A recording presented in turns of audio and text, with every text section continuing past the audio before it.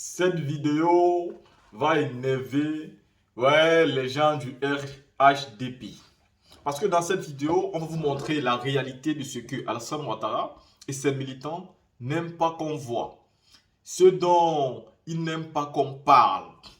Ils ont accusé le président Laurent Gbagbo de n'avoir rien fait en tant que président de la République. Ils ont dit qu'il n'a rien réalisé et que quand il était au pouvoir, tout n'était que merde. Ils disent que depuis que Ouattara est là, il a réalisé ce que personne n'a jamais réalisé. Et qu'aujourd'hui, la Côte d'Ivoire est devenue les États-Unis d'Afrique. Aucun pays en Afrique ne peut leur rivaliser. Ok, nous on les a concédé cela et on les attaque sur d'autres points. Mais aujourd'hui, nous allons vous montrer ici quelques petites vidéos qui démontrent que toute cette histoire qu'ils nous ont racontée est fausse. Alassane Ouattara n'a rien fait de nouveau. Alassane Ouattara n'a rien fait qui n'existait pas déjà. Alassane, il faut voir ces vidéos, il faut les partager. Je le dis tout le temps. Nous sommes déjà en campagne électorale. En 2023, il y a les élections. En 2026, il y a des élections. Il faut commencer à battre le fer maintenant et démontrer aux populations qu'Alassane Ouattara n'a rien fait. Parce que ce n'est pas en mentant qu'il deviendra un nouveau président parce qu'il va faire le 4e mandat. Et soit il y aura une révolution populaire pour empêcher ce 4e mandat, comme ça se passe au Sénégal, soit il n'y en aura pas et il y aura donc ce 4e mandat et les élections auront donc lieu entre les 3 cadors. Il faudra vraiment que là-bas le président Laurent Gbagbo gagne. Et il faut donc commencer à préparer ça actuellement, en montrant les réalités que les gens du RHDP refusent souvent de vous montrer. Parce que c'est eux qui tiennent les appareils de l'État, ils tiennent les chaînes de télé, ils tiennent les médias et ils montrent ce qu'ils ont envie de montrer. Mais dans cette vidéo, ils ont fait une erreur parce que nous allons la partager. Nous savons que vous aussi, vous allez la partager. La team, regardez d'abord ces vidéos-là. Le nom de Sedioko à Dominka, c'est loin de Korogo. Nous sommes obligés de nous y rendre à vélo. Moi, je vends du charbon. Un sac à 1000 francs et tout va me rapporter 5000 francs CFA. Je vais acheter du savon pour la lessive et la vaisselle. Si j'ai du charbon demain, je vais encore revenir. Nous ignorons le nombre de kilomètres parcourus, mais nous venons de loin. Les véhicules n'arrivent pas dans notre village, à Naoka. Nous faisons la culture du maïs et du coton. Mais actuellement, il n'y a pas de pluie, donc pas d'activité. Nous sommes donc obligés de vendre des mangues et tout ce que nous pouvons. Le moins de francs gagnés, j'achète aussi du savon et des légumes. Vieilles comme jeunes, elles vont toutes chercher de quoi acheter du savon et des légumes. Avec pour certaines, leur bébé au dos. Le parcours est cependant périlleux. C'est pas facile. Avec l'enfant au dos, c'est encore plus difficile. J'ai 3 enfants et celui-ci prend le sien. Je suis obligée de me déplacer avec lui. Je vais vendre des mangues 3 à 50 francs CFA. D'ici 15 heures, je dois retourner à la maison. Et quand son bébé réclame son dû, Afou est obligé de marquer un arrêt. Elle veut téter. Ça me met en retard, mais je n'ai pas le choix. Aller vendre des mangues, du bois de chauffe ou du charbon n'est pas sans risque pour ces femmes. Sans protection aucune, parfois avec un système de frein défaillant, ces femmes sénoufos sont exposées aux accidents. Et c'est le cas pour celle-ci. Tout allait bien pour elle il y a quelques secondes, avant que ce motocycliste ne lui mélange les pédales. Elle était devant moi, quoi. Comme c'était un peu encore de la nuit. Au moment que je vais la voir là, donc ici derrière le ciel. Ici derrière le Fago là. Je ne pouvais pas faire autrement. Ma tête, j'ai mal. Je partais vendre le bois de chauffe. Ma tête.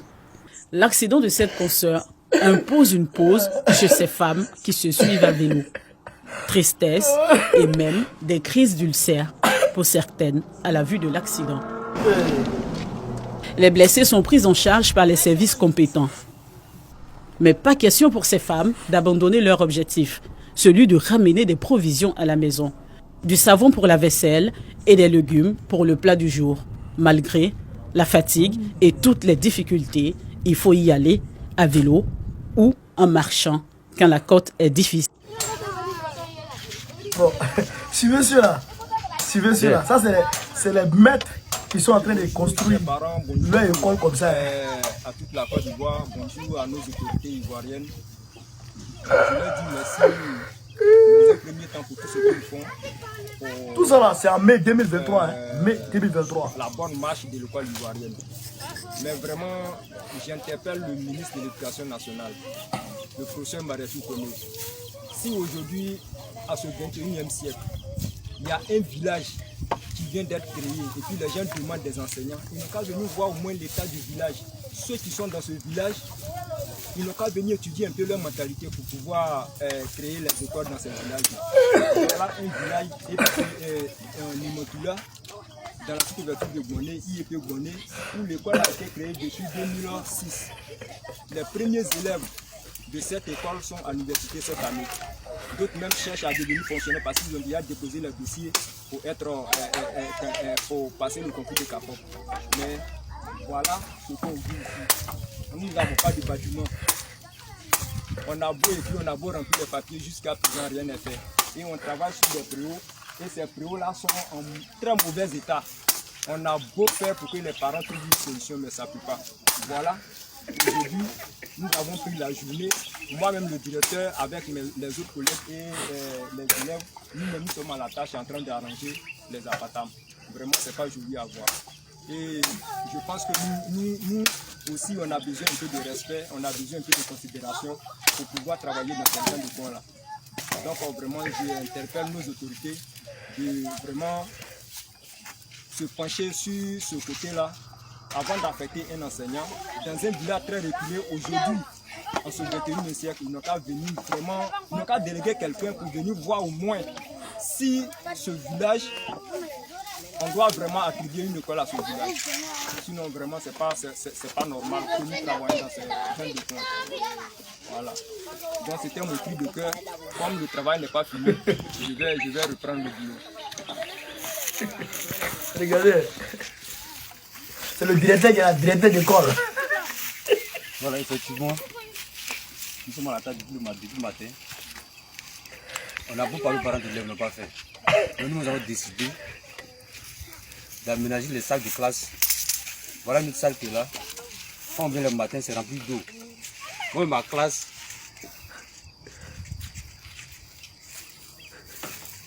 Ouais, classe. Ouais, classe. Là, moi-même, ma classe, quand je viens le matin, c'est de l'eau qui est dedans, poto-poto. Et je travaille dans poto-poto. Et voilà, c'est en bas là-bas, je travaille dans poto-poto. La boue même. Vraiment, c'est pas. Si on reste dans ces gens de Ce qui fait que dans le village même, là, on nous voit comme des bénévoles, quoi. Parce que les villageois même ne peuvent pas comprendre que les enseignants d'État peuvent enseigner dans ces gens de coins-là. Bon, dans ces gens de conditions. vraiment. On lui travaille. Comment on peut donner le meilleur, on peut donner le meilleur de nous-mêmes? On ne peut pas donner le meilleur de nous-mêmes. Voici les tableaux. Une classe qui prend 3 niveaux. CE2, CM1, CM2. Voici les tableaux sur lesquels on travaille. Des contreplaqués qui ne valent rien. Vraiment, regardez la patente. Regardez. Est-ce que c'est joli à voir ça?